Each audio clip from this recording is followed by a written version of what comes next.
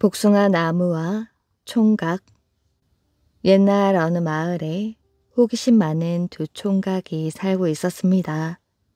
어느 날 두 총각은 마을에서 바라다 보이는 산을 올려다보며 이야기를 나누었지요. 저 산 꼭대기에 샘터가 있다지. 보름달이 뜬 밤이면 하늘나라에서 선녀들이 구름을 타고 내려와 샘터에서 목욕을 한다는군. 나도 알아. 선녀들이 목욕만 하는 게 아니라 밤새도록 춤을 추고 노래하며 재밌게 논다는 걸. 우리 밤에 몰래 산 꼭대기에 올라갈까? 선녀들이 목욕하는 것도 훔쳐보고 춤추고 노래하는 모습도 구경하는 거야. 두 총각은 밤이 되기를 기다렸습니다. 해가 지자 마을을 떠나 산 봉우리를 오르기 시작하였지요. 그 산은 높고 험한 산이었습니다. 깎아지른 듯한 절벽으로 이루어져 있어 어느 누구도 감히 올라갈 엄두를 못 내었지요. 그러나 두 총각은 달랐습니다. 선녀들이 목욕하는 모습을 보고 싶어 산 꼭대기까지 올라간 것입니다. 두 총각은 샘터 옆 바위로 올라가 몸을 숨겼지요. 그리고 샘터 쪽을 건너다 보았습니다. 정말로 샘터에는 하늘나라 선녀들이 내려와 목욕을 하고 있었지요. 두 총각은 넋을 잃은 채 선녀들을 훔쳐보았습니다. 두 사람은 홀린 듯 선녀들에게서 눈을 떼지 못하였지요. 예웃고 선녀들이 샘물에서 나와 옷을 입으며 이야기를 나누었습니다. 목욕을 하고 나니 배가 고프지? 우리 복숭아를 따먹을까? 좋아. 복숭아 나무에 복숭아가 많이 열렸네. 하나씩 따먹자. 선녀들은 샘터 옆에 있는 복숭아 나무로 가서 복숭아를 하나씩 따먹었지요. 정말 맛있다. 인간들은 이 복숭아가 이렇게 맛이 좋다는 사실을 모르고 있겠지? 물론이야. 이 복숭아가 만병통치약이라는 것도 인간들은 모르고 있을걸. 무슨 병에 걸리든 이 복숭아만 먹으면 씻은 듯이 낫지.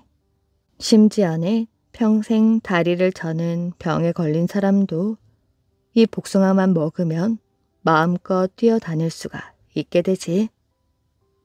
정말 신기하네. 그럼 이 복숭아가 그처럼 특효약이야? 그런데 병이 나으려면 복숭아를 먹기 전에 반드시 샘물에 목욕을 해야 해. 안 그러면 아무런 효과가 없어. 선녀들은 복숭아를 먹으며 이야기꽃을 피웠습니다. 잠시 뒤 두 총각은 그곳을 떠나 산 봉우리에서 내려왔지요. 그리고 마을로 돌아와 자신들이 보고 들은 것을 동네방네 소문을 냈습니다. 이 마을에는 덕수라는 총각이 살고 있었지요. 덕수는 어려서 소아마비에 걸려 다리를 절고 있었습니다. 덕수는 그 소문을 듣고 귀가 번쩍 뜨였지요. 덕수는 기뻐 어쩔 줄을 몰랐습니다. 다리만 고치면 나는 연희와 혼이 날 수 있어. 연희는 덕수의 이웃집에 사는 처녀였지요. 덕수는 연희를 짝사랑하고 있었습니다. 덕수는 저녁 때 연희를 불러내었습니다. 연아, 나 이제 산 꼭대기에 올라가려 해. 너도 소문을 들었지? 샘물에 목욕을 하고 복숭아를 따 먹으면 모든 병이 씻은 듯이 낫는데 나도 그곳에 가서 내 다리를 고치려고 한단다. 그 다음에는 너와 혼례를 올리고 싶구나. 덕수의 말에 연희는 고개를 절레절레 저었지요. 나는 너와 혼이 날 수 없어.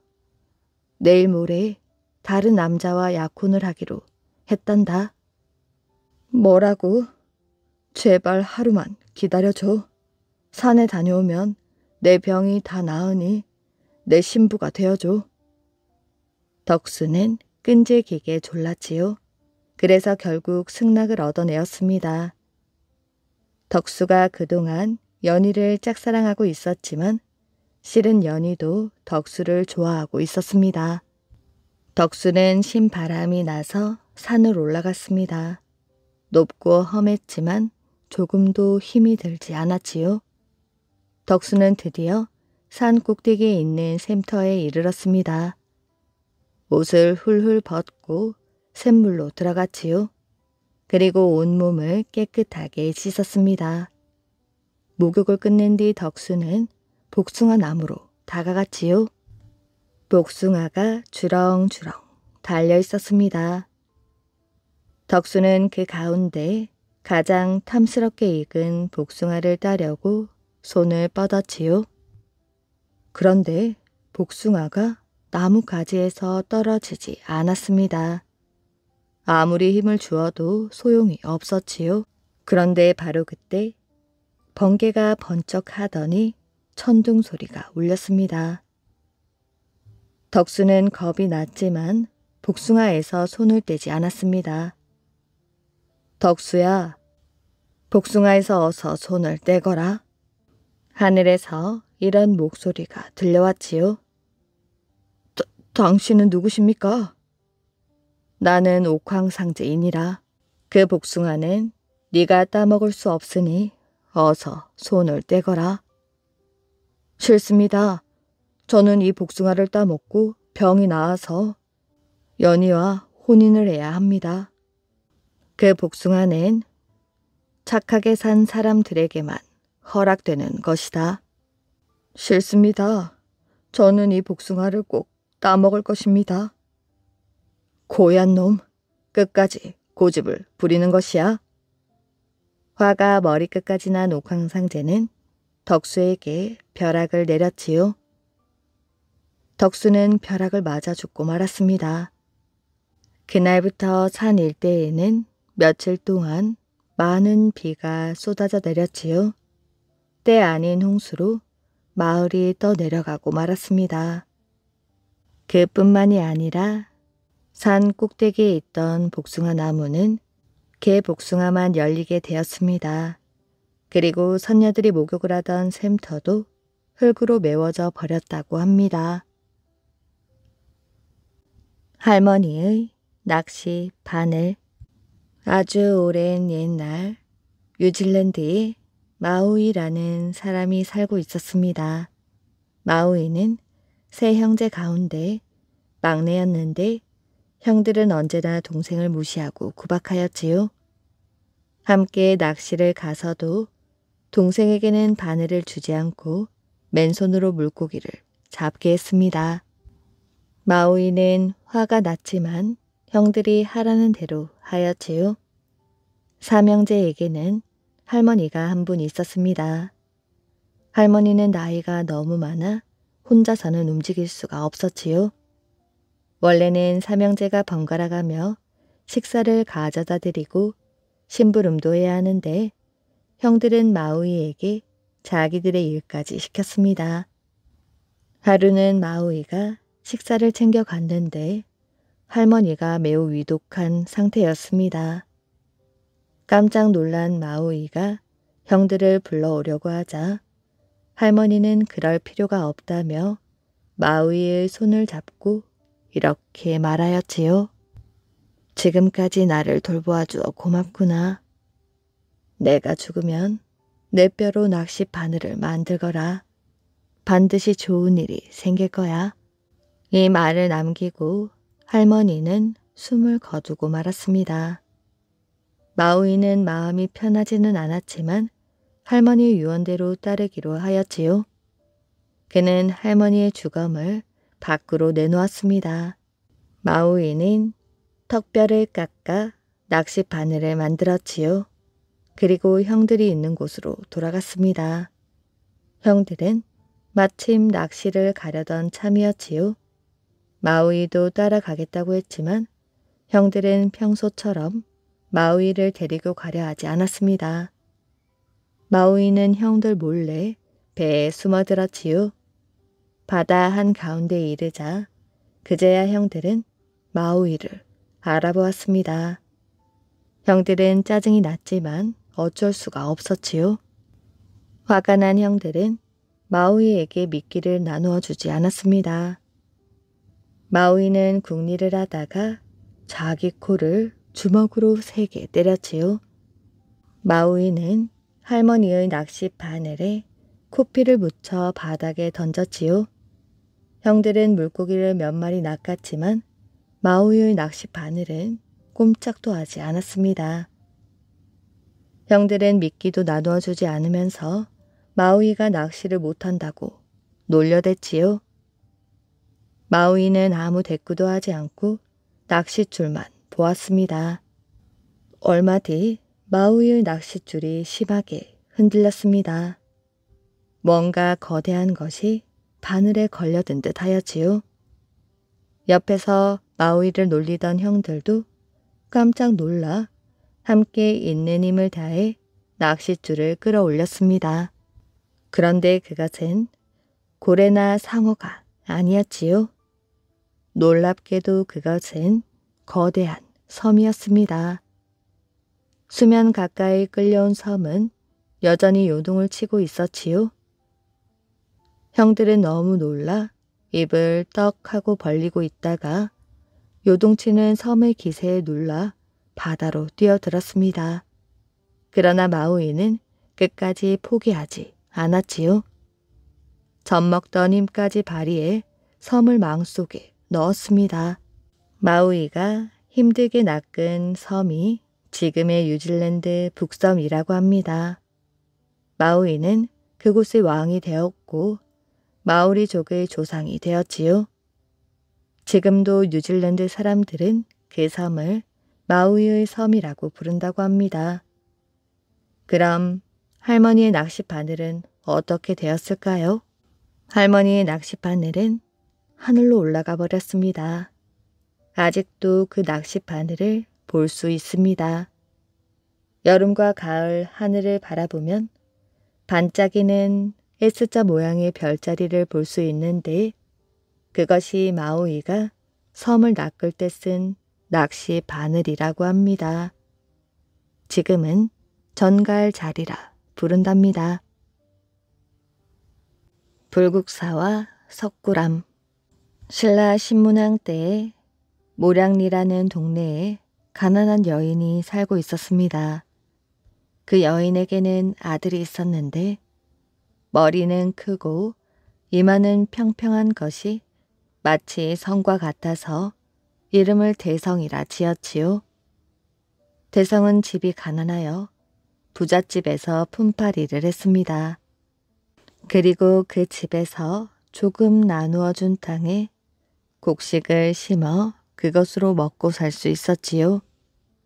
어느 날 스님이 절에서 법회를 하기 위하여 마을을 돌아다니며 시주를 권하다가 대성이 일하는 부잣집에 이르렀습니다. 부잣집에서는 매 50피를 시주하였지요. 그러자 스님이 좋은 말씀을 전했습니다. 이 말을 듣고 있던 대성은 바로 집으로 달려가 어머니에게 말했지요. 어머니, 시주를 받으러 오신 스님이 말씀하시기를 하나를 시주하면 10,000배를 얻는다고 합니다. 저는 전생에 가진 것을 나누지 못하여 지금 이렇게 살기가 힘든가 봐요.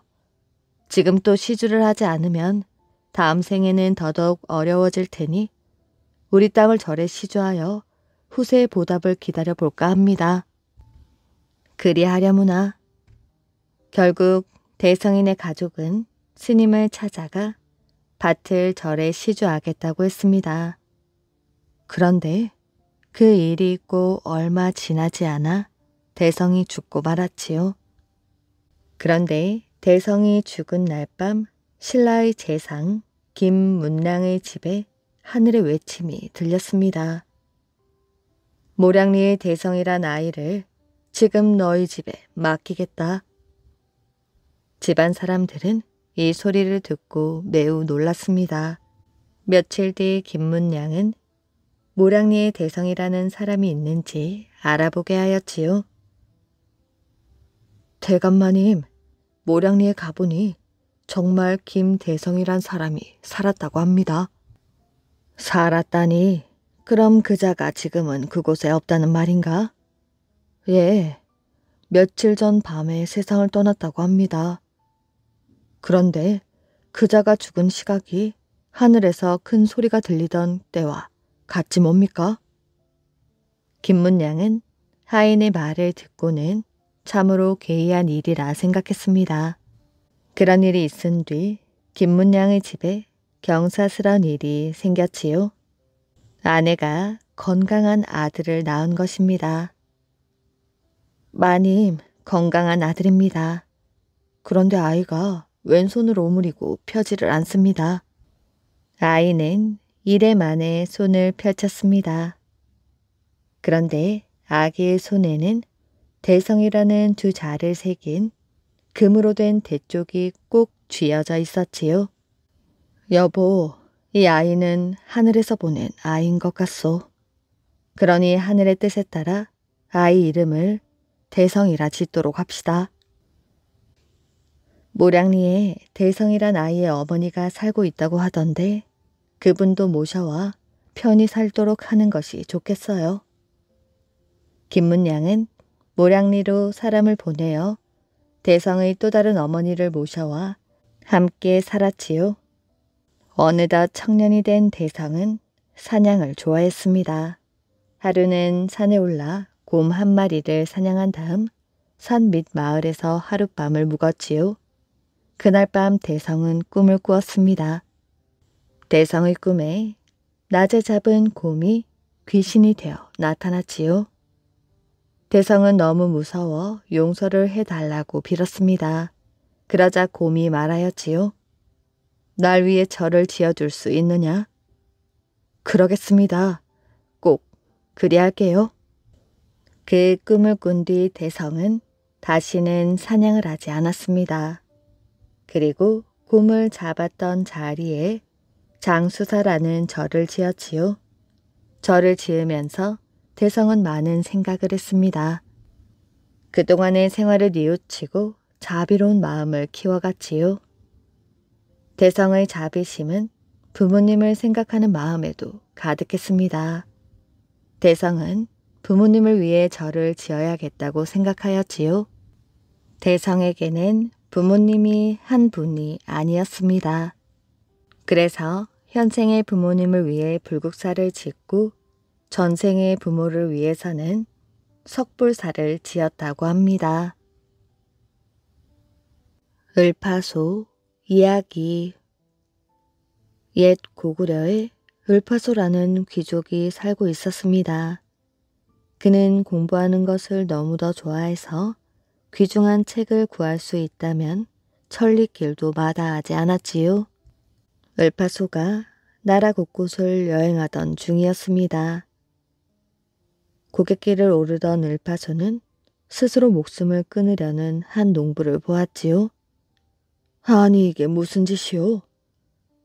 을파소는 황급히 농부를 끌어내리며 물었습니다. 농부는 을파소를 보더니 사연을 털어놓았지요.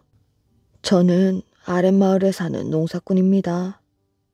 지난번 한나라가 쳐들어왔을 때 먹을 양식을 싸들고 전쟁에 나갔지요. 고구려 백성으로서 당연한 일입니다. 그리고 집에 돌아와 보니 아내와 어린 자식들은 일도 서툴고 힘에 부쳐 농사가 엉망이 되어 있더군요. 식구들이 전부 굶고 있는 꼴을 보다 못해 이웃 마을에 사는 귀족에게 곡식을 구웠습니다. 그런데 올해 흉년이 들어 집집마다 사람을 쓸 형편이 안 되었고 결국 저는 구워온 곡식을 갚을 길이 없어 대신 자식을 그 집 노비로 보내야 하였지요. 오늘 아들을 그 집에 보내고 하도 기가 막혀 그만. 그깟 곡식 때문에 아이를 빼앗겼단 말이오. 을파소는 어처구니가 없었습니다. 원래 곡식을 갚지 못하면 땅을 내놓기로 했는데 땅마저 빼앗기면 우리 식구 전부 굶어 죽을 걸 생각하니 어쩔 수가 없었습니다. 남은 식구 살리자고 자식을 노비로 보낸 저 같은 아비는 죽어 마땅합니다. 나라를 구하고 왔더니 자식을 빼앗긴다니 어찌 이런 일이. 을파소도 기가 막힌 듯 한동안 말을 잇지 못했습니다. 농부에게 들어보니 심지어 온 식구가 노비로 팔려가는 집이 한둘이 아니라고 했습니다. 을파소는 잠시 생각에 잠겼다가 가지고 있던 곡식과 옷감을 전부 농부에게 내놓았지요. 얼마 되지 않지만 아이를 찾아올 수 있다면 보태시오. 이미 늦었습니다. 곡식값보다 노비 값이 훨씬 비싸기 때문에 돌려주지 않을 것입니다. 처음부터 그걸 노린 것이니까요. 을파소는 가슴이 아팠습니다. 내가 귀족이라는 사실이 한없이 부끄럽구나. 을파소는 그 길로 여행을 그만두었지요. 백성들의 슬픔도 헤아리지 못하는 공부 따위가 무슨 소용이냐는 생각이 들었기 때문입니다. 또한 벼슬 자리에도 흥미를 잃었습니다. 고구려의 제9대왕인 고국천왕은 신대왕의 둘째 아들로 이름은 남무였습니다. 신대왕은 고국천왕이 왕자였을 때 멀리 요동 벌판이 바라보이는 위남성 위로 그를 데리고 갔습니다. 남무야, 저기 보이는 요동 벌에서 너희 고조 할아버지이신 동명 성왕께서 나라를 세우셨을 때 우리 고구려는 조그만 부족에 지나지 않았단다. 하지만 그로부터 200년이 지난 지금 우리는 12개의 부족을 정복해 아주 강한 나라가 되었지. 왕자 남무는 아버지가 자랑스러웠습니다. 신대왕은 한나라가 엄청난 군사를 이끌고 쳐들어왔지만 그들을 물리쳐 고구려가 절대 호락호락한 국가가 아님을 세상에 알린 인물이었지요. 하지만 강한 것은 부러지기 쉬운 법이지. 수많은 부족들이 이름도 남기지 못하고 사라진 것만 봐도 그렇지 않느냐. 모두 강한 군사력만 믿고 있다. 망한 것이란다. 이 나라는 백성의 힘으로 지켜내야 한다는 걸 꼭 알아두거라. 너는 이 고구려를 어떤 나라로 만들 생각이냐? 귀족들의 횡포로부터 백성을 구하고 왕실의 권위를 높여 한나라에 버금가도록 하겠습니다. 신대왕은 고개를 끄덕끄덕했습니다. 한편으론 걱정스러운 생각도 들었지요. 신대왕은 귀족들과의 싸움이 얼마나 무서운지 몸소 겪어보았습니다. 신대왕은 형님이었던 왕이 너무 난폭했기 때문에 목숨을 구하기 위하여 숨어 지낸 적이 있습니다.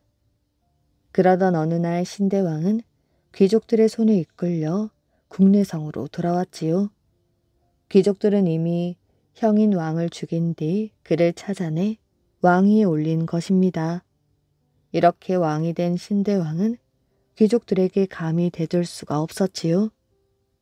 귀족들은 모든 권력을 손에 쥐고 나라를 좌지우지했습니다.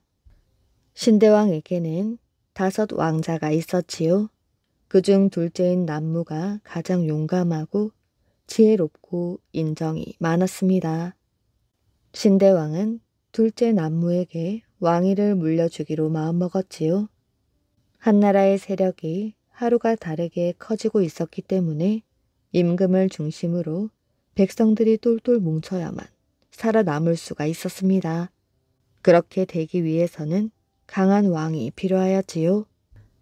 남무는 신대왕의 뒤를 이어 고구려 제9대왕에 올랐습니다.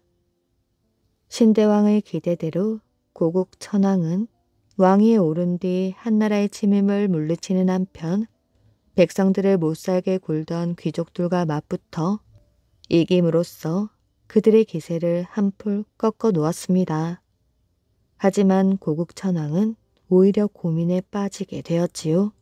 백성들의 삶은 여전히 고달팠고 귀족들은 잠시 숨을 죽이고 있을 뿐 호시탐탐 나라를 뒤흔들려고 했기 때문이었습니다.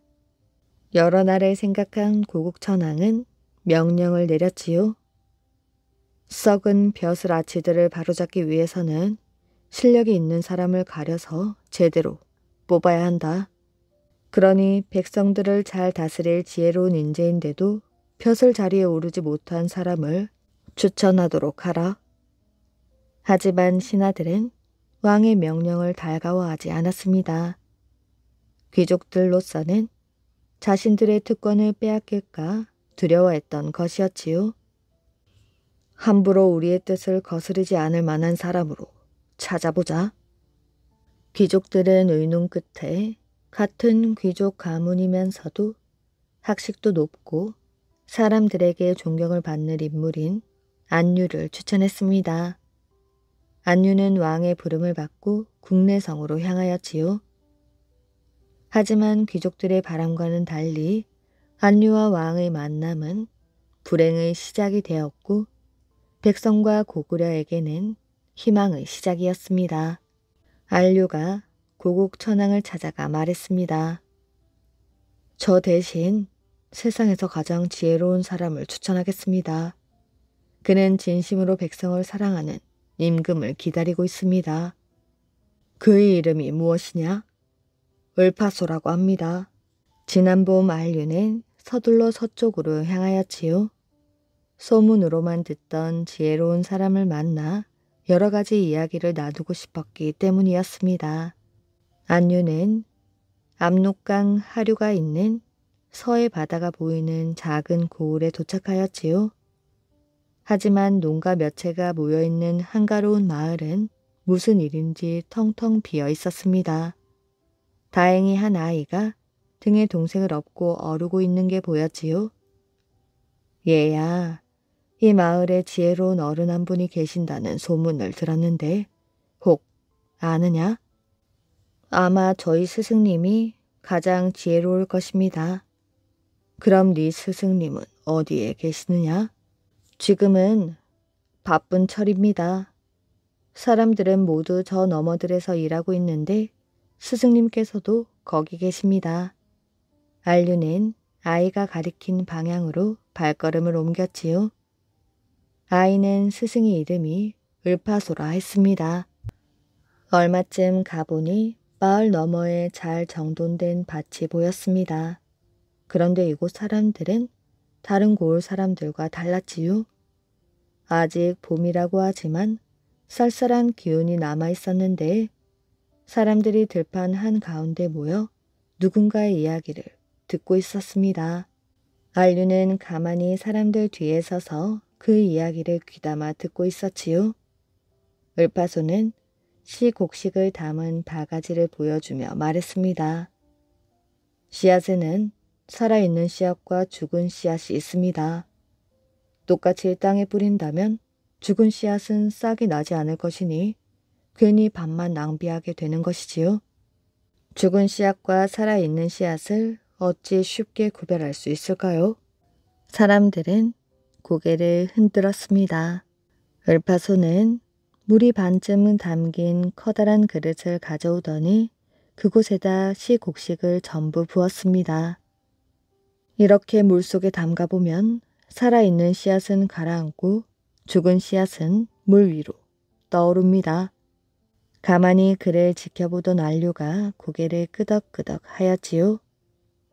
과연 저 사람이라면 우리 고구려가 풀어야 할 숙제를 알고 있겠구나.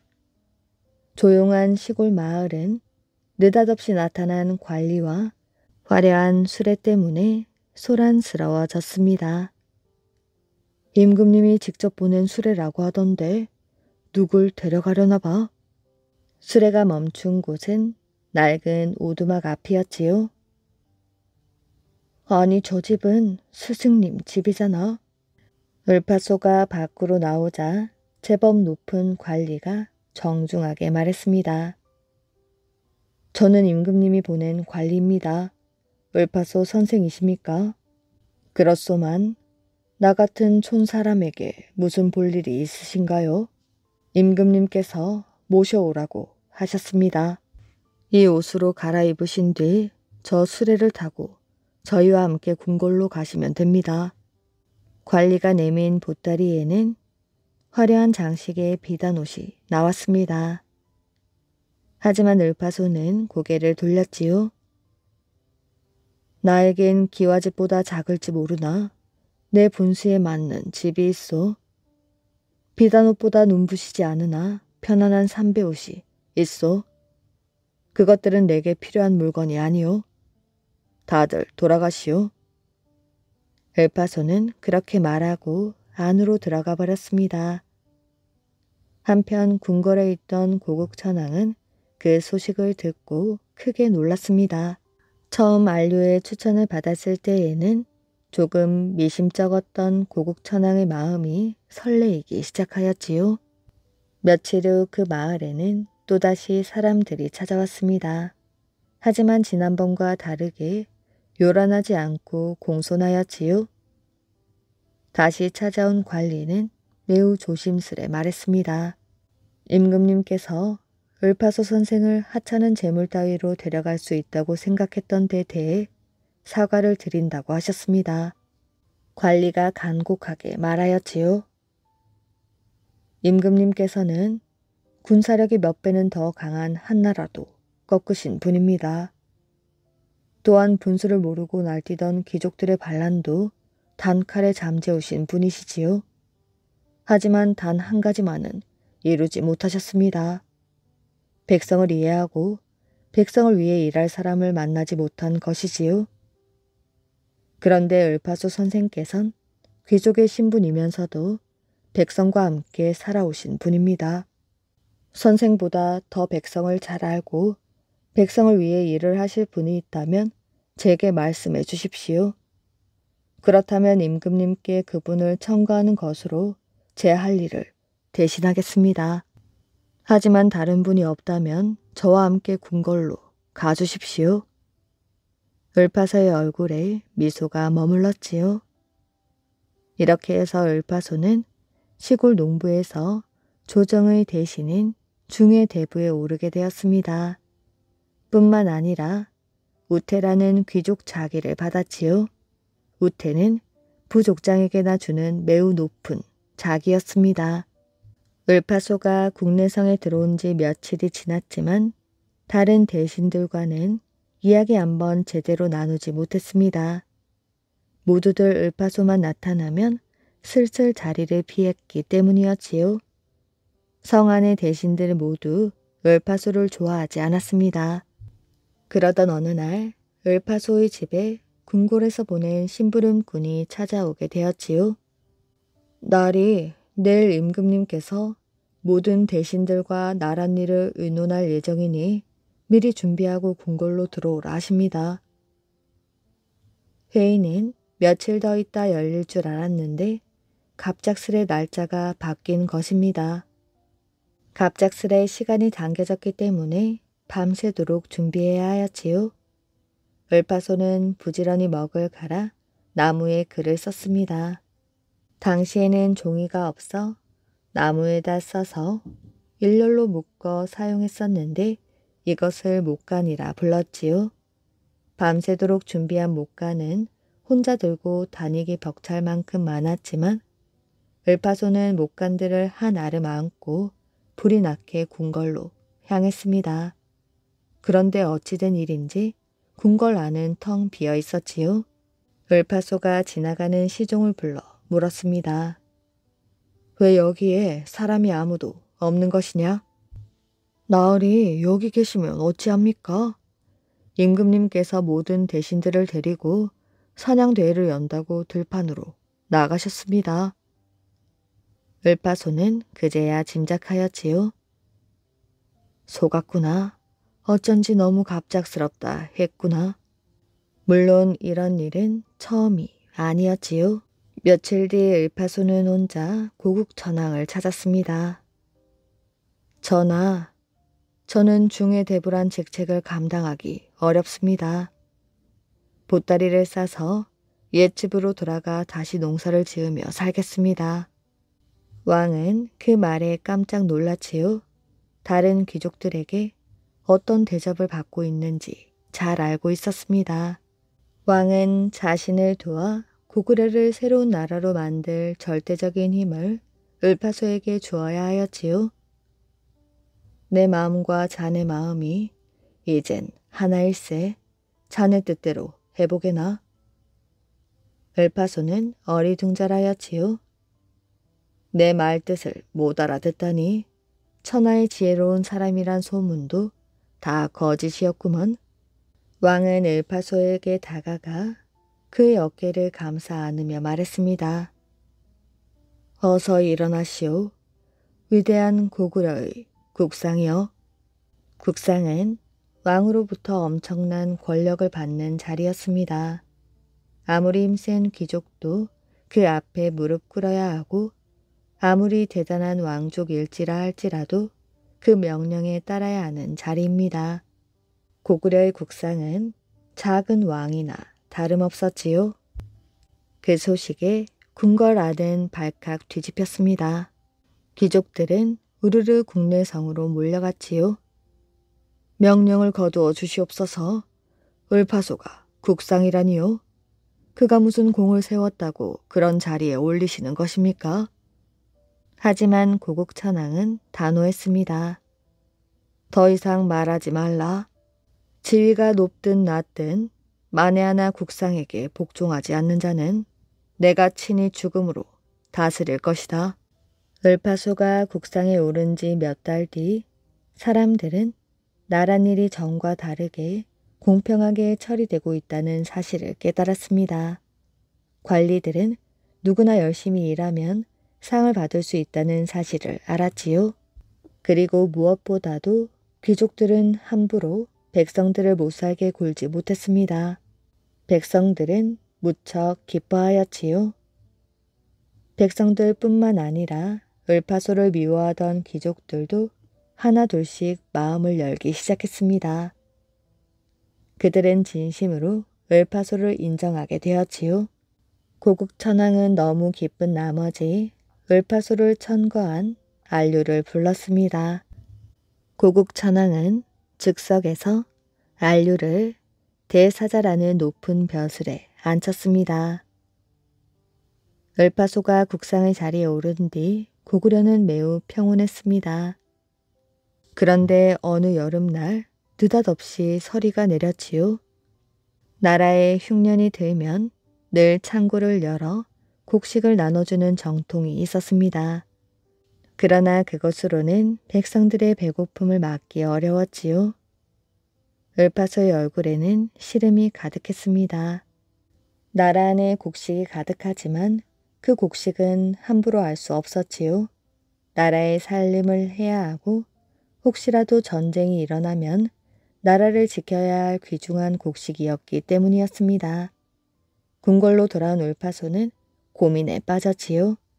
귀족들에게는 흉년이 오히려 기회가 되었습니다. 귀족들은 어떻게 해서든 을파소를 방해할 것이 뻔하였지요. 따라서 귀족들도 반대할 수 없는 확실한 방법을 찾아야 했습니다. 그래, 바로 그거야. 을파소의 머릿속에는 한 가지 생각이 또렷하게 떠올랐습니다. 겨울이 되어 온 나라에 눈이 내렸지요. 눈이 내리면 백성들은 삶이 어려워졌지만 사냥을 하기는 좋았습니다. 왕은 백성들의 겨울 나기는 까마득히 모른 채 사냥을 즐기고 있었지요. 하지만 사냥에서 돌아오다가 굶주리고 헐벗은 채 거리를 떠도는 백성들과 마주쳤습니다. 을파소는 기회를 놓치지 않고 임금에게 아뢰었지요. 저들은 땅도 없이 품을 팔아먹고 사는 백성들입니다. 올해처럼 흉년이 들면 저들은 오갈 데 없이 굶어 죽게 됩니다. 왕은 크게 놀랐습니다. 간혹 힘이 좋은 남자들이나 젊은 여자들은 귀족들에게 노비로 팔려가기도 하지요. 고국천왕이 길게 한숨을 내쉬며 말했습니다. 왕은 사냥에 돌아온 즉시 온 나라에 명령을 내렸지요. 돌볼 사람이 없거나 가난하여 스스로 생활할 수 없는 사람들을 찾아내 그들에게 먹을 것과 입을 것을 보내도록 했습니다. 백성들이 그토록 힘들어할 때 나는 사냥놀이나 하고 있었다니. 왕은 스스로를 자책했습니다. 그러자 신하들 몇몇이 눈살을 찌푸렸지요. 백성들이 굶주린다고 해서 나라에 있는 곡식을 다 퍼줄 수는 없습니다. 왕은 더욱 슬픈 표정으로 말하였지요. 그러니 더욱 괴롭구나. 그때 신하들 앞에서 조용히 지켜보던 국성 울파소가 마침내 입을 열었습니다. 나라의 곡식을 함부로 퍼줄 수는 없지만 그냥 주는 것이 아니라 빌려주는 것이라면 어떻겠습니까? 귀족들은 깜짝 놀랐지요. 백성들에게 곡식을 빌려주고 높은 이자로 제비를 보던 그들로서는 뒤통수를 얻어맞은 기분이었습니다. 안 됩니다. 만일 빌려주었다가 갚지 못하거나 도망이라도 쳐버리면 나라의 곳간이 텅 비게 될 것이고 외적이라도 쳐들어오면 어찌 되겠습니까? 을파소의 말에 당황한 귀족들은 모두 입을 모아 반대하였지요. 그러나 을파소는 조금도 흔들리지 않았습니다. 그는 기다렸다는 듯이 미리 준비해온 목간을 펼쳤지요. 그러고는 그것이 나라에 어떤 이득을 주는지 조목조목 설명했습니다. 외적이 쳐들어온다고 해도 백성들이 굶주린다면 누가 고구려를 위해 싸울 것입니까? 곡식을 내준 뒤 다시 힘을 내 농사를 짓게 하고 가을 거짓 때 갚게 하면 될 것입니다. 이자를 높여 받는 것도 아니니 갚을 수 있습니다. 나라의 곳간은 다시 채워질 것입니다. 이는 나라와 백성 모두에게 좋은 일이 될 것입니다. 귀족들이 한마디도 못한 채 을파소의 말에 고개를 끄덕이자 구국천왕은 눈물을 흘릴 듯 기뻐하였지요. 을파소가 다시 한번 말했습니다. 아예 이것을 법으로 정해놓는다면 백성들의 고통과 슬픔을 덜 수 있을 것입니다. 구국천왕은 고개를 끄덕끄덕 하였지요. 국상의 뜻대로 하라. 구국천왕은 국상 을파소의 제안을 받아들였고 곧 이 법은 반포되게 되었습니다. 훗날 진대법이라 불린 이 법은 나라가 백성을 법으로 구제한 최초의 사회복지법입니다. 이 법이 만들어지자 더 이상 백성들은 귀족들에게 땅과 몸을 팔지 않아도 되었지요. 그만큼 나라는 세금도 많이 걷고 군사도 많아지게 되었습니다. 서기 2003년 온 나라가 커다란 슬픔에 잠겼지요. 을파소가 세상을 떠났기 때문이었습니다. 국상의 죽음을 백성들이 슬퍼하고 통곡했다는 기록은 을파소에게만 전해집니다. 그가 바로 백성을 사랑을 받았던 귀족이며 정치가였음을 알 수 있는 대목이랍니다. 왕모가 된 가난한 할머니. 옛날 어느 산골 마을에 아주 가난하게 사는 할머니가 있었습니다. 이 할머니는 남편도 없고 자식도 없이 평생 외롭게 살았지요. 가난하니 남의 집 일이나 해주고 겨우겨우 밥을 얻어먹고 살았습니다. 그렇게 어렵게 살면서도 쌀이 생기면 꼭 부처님께 바칠 공양쌀을 한 줌씩 따로 모아두었지요. 아무리 배가 고플 때라도 공양쌀 챙기는 것은 잊어버리지 않았습니다. 이렇게 한 줌 한 줌 모은 공양쌀이 어느덧 서말이나 되어서 하루는 할머니가 쌀을 깨끗이 씻어 가지고 자루에다 넣어서 머리에 이고 집을 나섰지요. 절에 가서 부처님께 바치려고 말입니다. 그런데 여태의 절이라고는 한 번도 가본 적이 없는 터라 절이 어디에 있는지 알 수가 없었습니다. 그래서 산속을 헤매다 헤맨 끝에 끝내 저를 찾지 못하고 날이 저물어 집으로 돌아왔지요. 내 팔자는 부처님께 공양살도 못 바칠 팔자로구나. 그때 마침 한 스님이 찾아와서 시주를 청하였지요. 월컨이 잘 됐다 싶어서 모아놓은 공양살을 몽땅 스님에게 다 주었습니다. 그랬더니 스님이 고맙다고 하면서 자그마한 꽃씨 하나를 주었지요. 할머니, 이 꽃씨를 뜰에다 심고 날마다 첫 새벽에 깨끗한 물을 한 바가지씩 뿌려주십시오. 물을 주고 난 다음에는 하늘 아래 신통방통한 이 사라꽃아, 젊어서는 고생해도 늙어서는 왕모가 되고 싶구나 하고 비십시오. 그러면 좋은 일이 생길 것입니다. 할머니는 스님 말대로 그 꽃씨를 뜰에다 심었지요. 그리고 날마다 첫 새벽에 일어나 깨끗한 물 한 바가지씩 뿌려주었습니다. 그러고 나서 하늘 아래 신통방통한 이 사라꽃아, 젊어서는 고생해도 늙어서는 왕모가 되고 싶구나 하고 빌었지요. 날마다 하루도 거르지 않고 물을 주면서 빌었습니다. 꽃은 곧 싹이 나더니 하루가 다르게 잘 자랐지요. 무럭무럭 잘 자라서 얼마 뒤 꽃이 여러 송이 활짝 피고 잎이 무성하게 되었습니다. 그런데 그때 나라에서는 임금님 외동아들이 병이 나서 아무리 좋다는 약을 써도 안 되고 아무리 용하다는 의원을 불러다 보여도 낫지를 않았습니다. 그때 어떤 스님이 와서 보더니 이 병에는 하늘 아래 신통방통한 이사라꽃의 이슬을 받아 먹이면 낫습니다. 하였지요. 그래서 임금님이 신하들을 온 나라에 풀어서 하늘 아래 신통방통한 이사라꽃의 이슬을 받아오게 했습니다. 신하들은 온 나라를 다니면서 이사라꽃을 찾았지만 어디에도 그런 꽃을 찾을 수가 없었습니다. 아무리 찾아보아도 없었지요.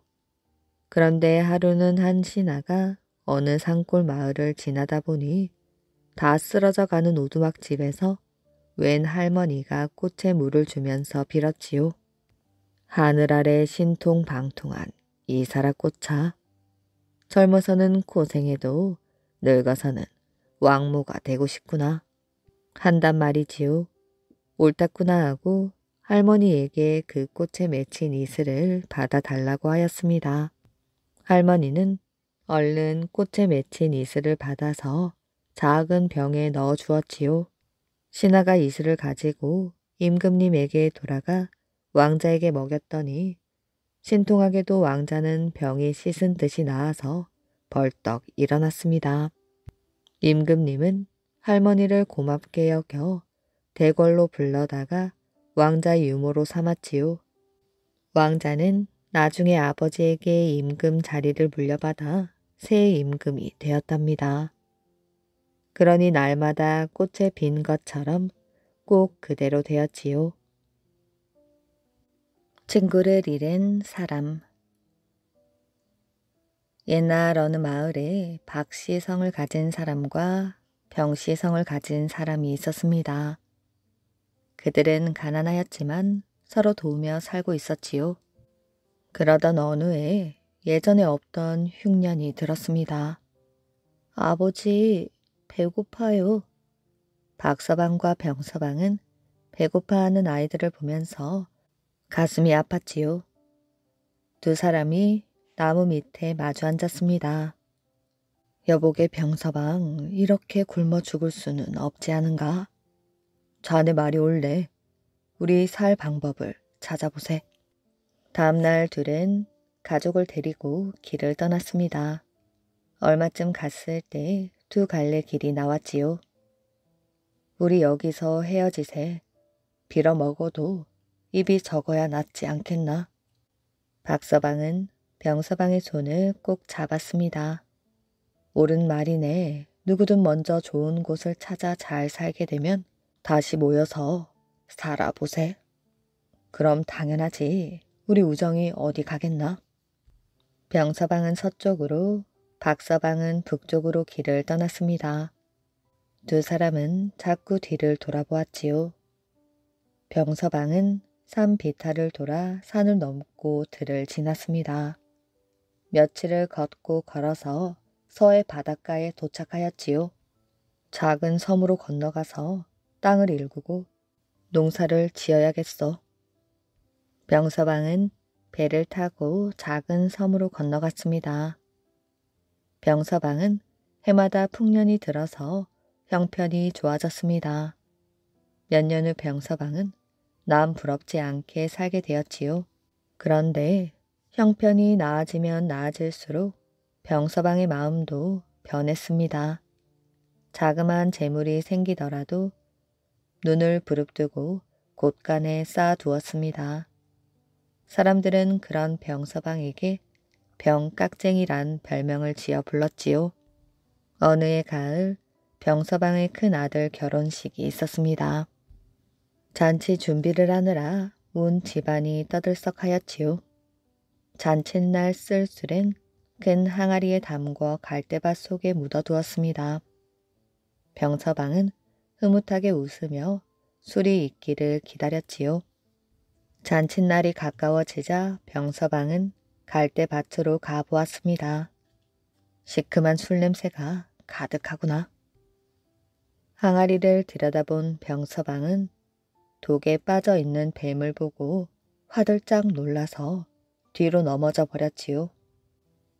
이런, 서둘러 술을 다시 담궈야겠어. 병서방은 기겁을 하며 집으로 돌아갔지요. 드디어 잔칫날이 되었습니다. 잔치가 한창인데 거지 하나가 누더기 옷을 입고 찾아왔습니다. 이 거지는 다름 아닌 박서방이었지요. 박서방은 사방을 돌아다녔지만 살림이 좋아지지 않았습니다. 게다가 병까지 얻어 살아갈 길이 막막하기만 하였지요.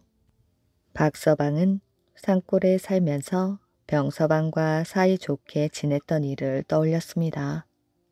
차라리 병서방을 찾아가 같이 고향으로 가서 살자고 해야겠다. 박서방은 병서방을 보자마자 기뻐 어쩔 줄을 몰랐습니다. 병서방, 이게 얼마만인가? 그간 잘 있었나?